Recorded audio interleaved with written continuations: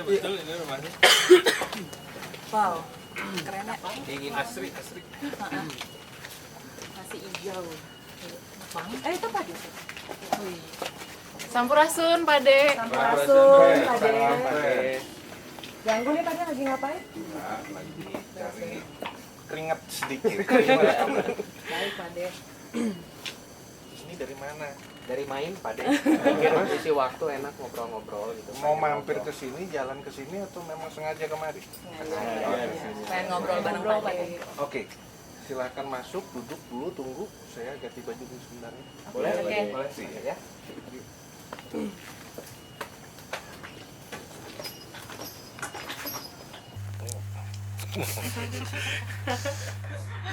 Enakan kenyang? Yang Santai aja, kakinya mau dilipat. Dingin soalnya, emang enak. Enak diumpetin kaki. Ngamuk. Yang salah kursinya. Yang salah kursi. Yang salah kursinya. Terus ini mau ngobrol apa nih? Dalam rangka apa nih main kesini nih? Ya sebenarnya kita punya beberapa pertanyaan yang kita mau ngobrolkan tentang KAA nih Pak. Tapi sebelumnya nih boleh kita rekam nih, Boleh? buat kita sendiri. Boleh. Buat dilaporkan di intelijen juga nggak apa-apa. Silakan aja, nggak apa-apa. Kalau untuk mau didokumentasikan. Iya Pade kan tentang konferensi Asia Afrika. Oh, saya bayangin tadi KAA itu KAA gitu loh. KAA gitu, bukan KAA gitu. Oke, KAA konferensi Asia. Oke. Ya, kirain mau nanya tentang KAA. Ya. Terus gimana terus? Iya, kan kalau melihat meriahnya gitu ya, dari segala macam perdandanan Bandung gitu ya. Terus ada yang bilang seperti perempuan didandanin tapi belum mandi. Ada yang begitulah ya komentarnya karena saking meriahnya gitu. Sebenarnya kalau orang awam dengar gitu ya tentang KAA, terutama kalau mewakili orang awam ya dari Indonesia, apa sih yang terjadi 60 tahun yang lalu konferensi Asia Afrika? Lalu kenapa dipilihnya Bandung? Ya kan? Padahal kan sebenarnya ibu kota Indonesia Jakarta. Tapi kenapa di Bandung? Dari Soekarno kan ya yang waktu itu sebenarnya ada cerita apa sih? Mungkin Pade bisa lebih perjelas gitu. Karena kalau dari ini Pade mahasiswa sendiri ada di website gitu ya untuk pendaftaran online relawan untuk KAA ini sendiri. Saya dengar dari teman saya mahasiswa 15.000 yang online. Itu willingness ya. Jadi mereka tuh bukan yang dari partai atau yang bukan, tapi willingness gitu. Sukarelawan. Bukan panas, Bung. Bukan gitu. Pasukan nasi bungkus. Terus. Wah banget gitu Pade sebenarnya. Gimana sih kalau Pade boleh cerita tentang 60 tahun yang lalu? Ih, kok pertanyaannya kayak seolah saya udah tua banget gitu loh. Enggak lah, saya juga belum lahir waktu itu. Jangan. Pade tahu. Nah, oke. Jadi dari mana mau ceritanya soal? Panjangnya Pade. Dari mana kita mau mulai? Kalau saya memahami, saya mencoba ya. Artinya kalau kita bicara tentang keawaman hari ini, saya yakin lebih banyak yang awam daripada yang tidak awam gitu ya. Dan tentu saya juga tidak mau kemudian memposisikan diri menjadi orang yang serba tahu dan paling tahu, karena ya saya hari ini kan juga cuma rakyat biasa gitu kan. Jadi katakanlah ini apa yang dalam konteks apa yang rakyat tahu gitu, kira-kira gitu. Kalau saya bicara ini dalam konteks apa yang rakyat tahu, tentu bukan dalam pengertian apa yang diketahui oleh elit hari ini yang kemudian ikut terlibat di dalam KAA. Nah, kalau mau kita memutar sedikit jarum jam balik ke belakang untuk kemudian melihat suasana batin di balik lahirnya kemudian proses konferensi Asia Afrika tahun 55 itu, maka kita harus juga melihat situasi politik dunia ketika itu seharusnya gitu lah. Karena KAA, kita membahas KAA secara tekstual tanpa melihat kontekstualnya, kondisi ketika itu, kita tidak akan menangkap gambar yang utuh gitu. Ya kan, konferensi Asia Afrika konferensi saja gitu, tapi kan kemudian dia harus diletakkan di dalam situasi seperti apa sih ketika itu, sehingga kemudian kita bisa menarik gambar besarnya itu seperti apa gitu. Kenapa KA menjadi penting, kenapa konferensi Asia. Jadi itu yang saya ingin lebih dulu hadirkan di dalam proses pembicaraan kita di awal, supaya kita menangkap betul situasi batin ya, sehingga kemudian itu terselenggara. Dan apa namanya, saya tidak ingin masuk justru di wilayah yang terlalu teknis gitu ya, karena apa artinya kadangkala kemudian kita akhirnya lebih banyak bicara di wilayah permukaan. Kalau teknis nanti kita kehilangan pembahasan di wilayah kedalamannya gitu ya. Jadi saya ingin masuk kepada wilayah kedalaman tentang itu di dalam, tentu ini dalam perspektif saya ya. Jadi di tahun-tahun itu kita akan melihat satu situasi politik global ya, di mana dunia seolah dibagi dalam dua kepentingan besar yang dulu dikenal sebagai blok barat dan blok timur. Blok barat itu Amerika Serikat dan sekutunya, blok timur Uni Soviet dan sekutunya, kira-kira begitu. Jadi ini kemudian membentuk apa yang disebut NATO, ya kan, North Atlantic Treaty Organization, gitu. Sementara Uni Soviet dan kawan-kawan membentuk Pakta Warsawa, gitu kan, dengan basis ideologi yang dua-duanya berbeda tentunya. Amerika dengan kapitalismenya, Uni Soviet dan kawan-kawan dengan komunismenya. Gitu. Jadi, nah, dunia kemudian tersedot di dalam pusaran pertarungan itu. Nah, di dalam situasi seperti itu kemudian lahir banyak negara-negara baru sebetulnya yang baru muncul, karena situasi di tahun-tahun itu memang geliat ya, untuk kemudian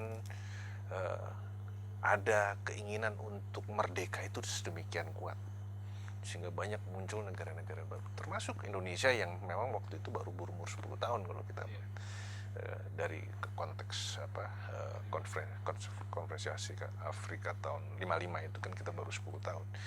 Nah, Anda bisa bayangkan, tentu kita semua bisa bayangkan tentu, negara-negara baru yang masih masih bayi ini masuk di dalam pusaran pertarungan dua kekuatan besar seperti itu gitu. Nah, ini kan tentu ini kan kemudian menghadirkan satu suasana yang tidak adil gitu. Mereka dengan kekuatan ekonomi, persenjataan dan lain sebagainya ya, di satu sisi, sementara negara-negara ini baru merdeka, baru ingin menata dirinya. Anda bisa bayangkan gitu, kalau kemudian mereka ditarik masuk di dalam pertarungan itu. Nah, sementara kedua kelompok besar ini menganggap perlu bahwa kekuatan mereka harus diperbesar dengan menambah banyak dukungan-dukungan dari negara-negara yang baru lahir ini untuk masuk di dalam kelompok mereka. Karena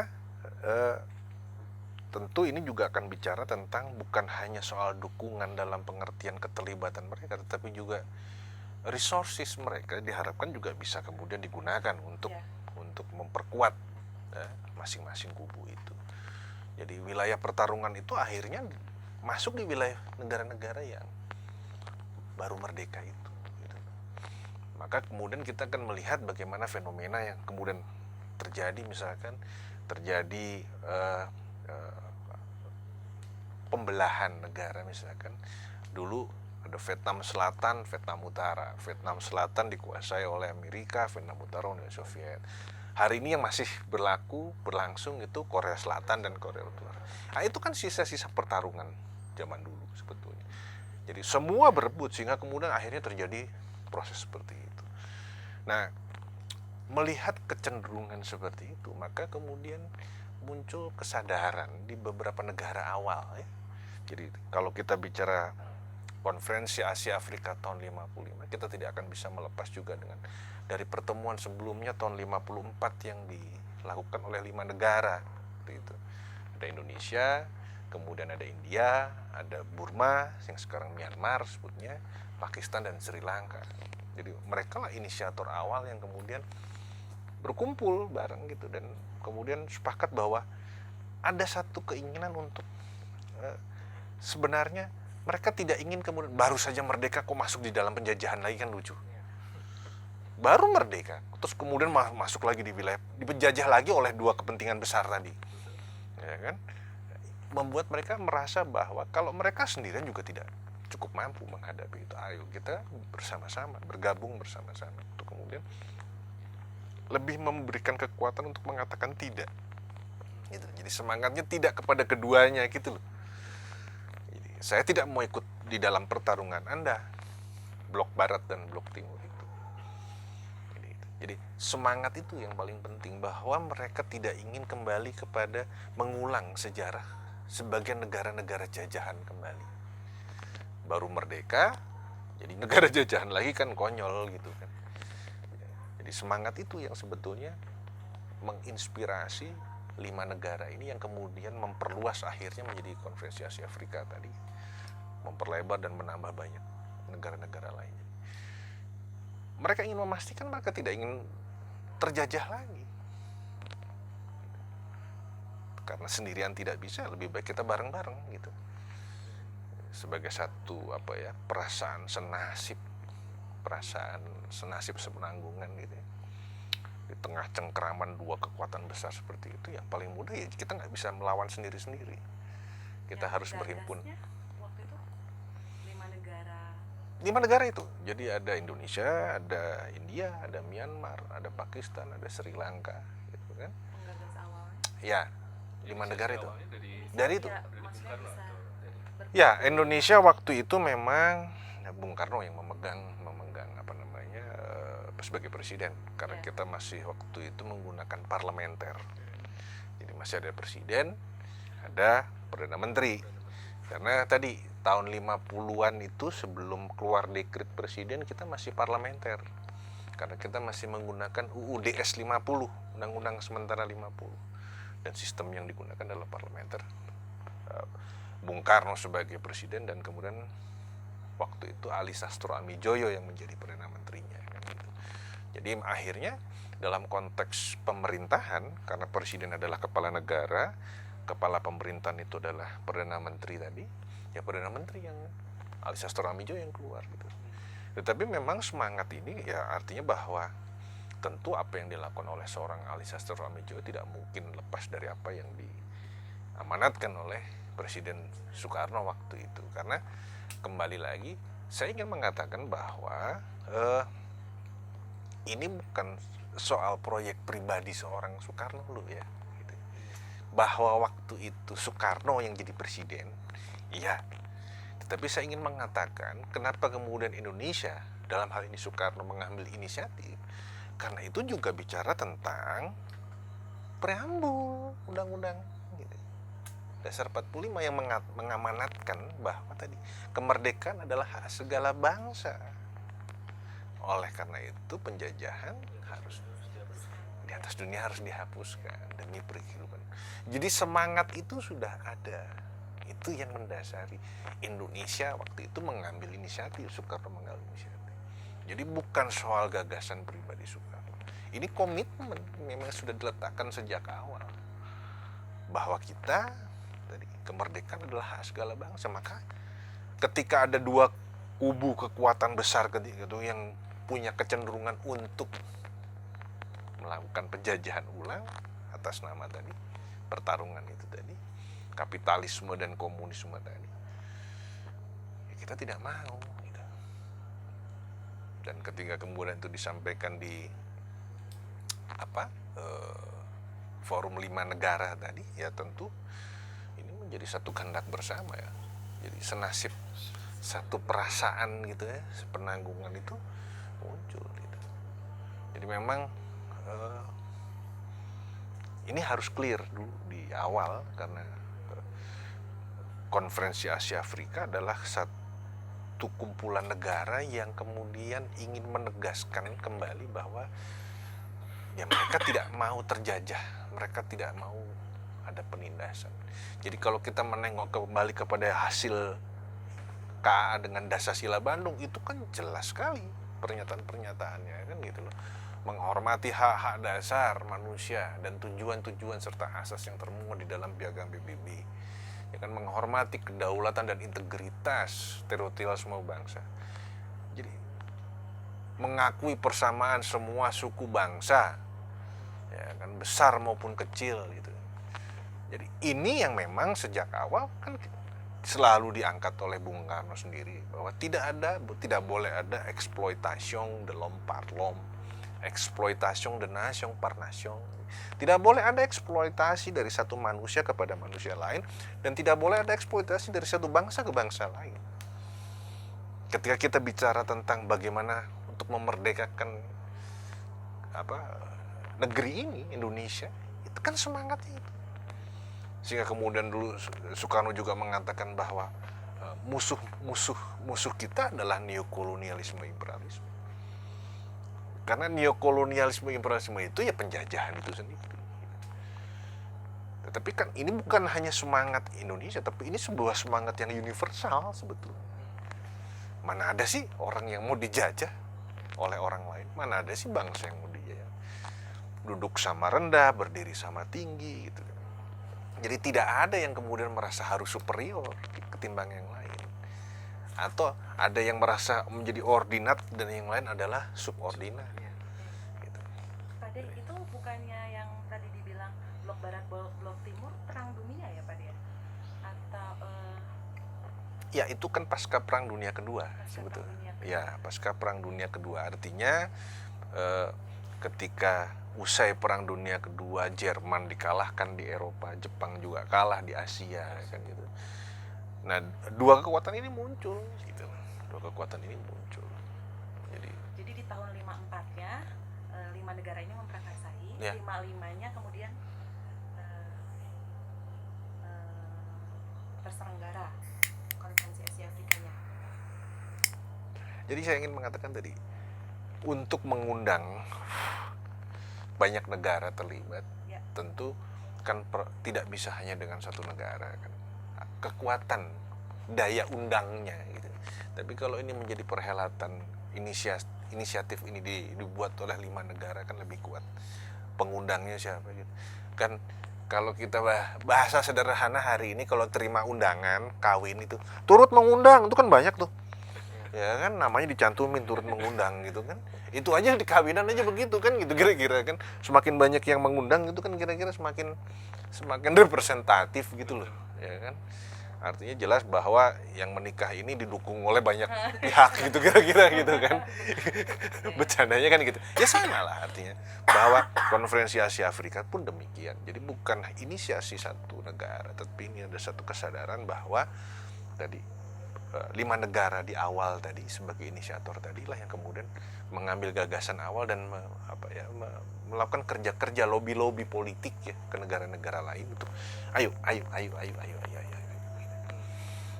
Dan sikap Indonesia ketika itu tadi saya jelaskan, kenapa Indonesia kemudian harus mengambil inisiatif ya tadi. Karena memang Indonesia juga merasakan gitu. Dari bagaimana kita merdeka prosesnya harus keluar dari penjajahan segala macam atau neokolonialisme imperialisme gitu.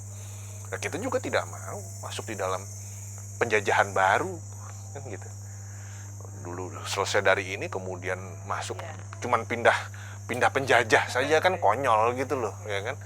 Nah, itu yang memang semangat itu yang harusnya muncul hari ini gitu. Ya, apalagi kalau kita melihat tatanan dunia hari ini pun sebenarnya masih belum beranjak dari persoalan penjajahan. Jadi kalau kemudian kita mau sedikit punya keberanian untuk merevitalisasi, kira-kira bahasa kerennya gitu, merevitalisasi Konferensi Asia Afrika dalam konteks kekinian, maka saya mengatakan sangat relevan. karena masih terjadi penjajahan dan penindasan itu gitu. Artinya semangat Dasisila Bandung ini masih relevan untuk menjawab persoalan hari ini tuh. Lalu kenapa di Bandung, Pak De? Dingin kali ya gitu. Kalau Jakarta panas ya, Bandung aja deh, bosan Jakarta. Jakarta banjir gitu kan gitu. Kalau Bandung kan enggak. Ya. Ya, silakan. Sambil diminum.